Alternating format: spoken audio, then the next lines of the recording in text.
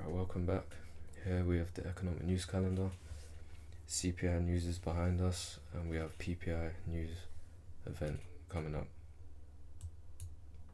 Here we have the DXY's weekly chart. I spoke on this old weekly low, and prices now come back down towards the consequent encroachment of that wick, and is drawing now towards that old weekly low. Looking at the hourly time frame, last video I spoke on it being in a tight consolidation, and in these scenarios you want to basically wait. We had the CPI news coming up, so I wanted to wait post CPI to see which way price would leave the consolidation, and as you can see, it's left it in the direction of the higher time frame bias that I've been outlining, which is that old weekly low. Pound USD, I mentioned these old weekly highs, and I also mentioned the weekly BISI. Price was more fluid on this pair.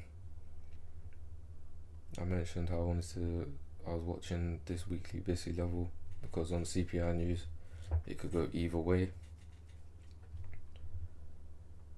Price instead has gone up, so I'll be looking to see price continue up towards the previous week's high and these old weekly highs.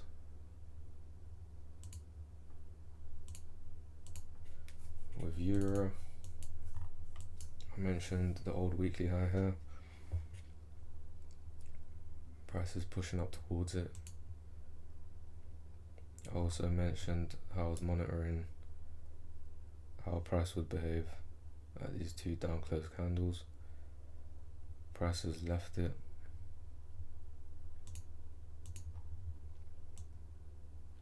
Just like the DXY, this was in a tight range during Monday and Tuesday, so I wanted to wait on post CPI news event to see which way it would basically leave the consolidation, because it could have went either way. It could have dropped back down, clearing these out, and then went back with the higher time frame bias, or like we're seeing now, it's just expanded up to the upside. So with this one, I'm looking at that old weekly high, and then after that we'll have to start looking out here further out to the left.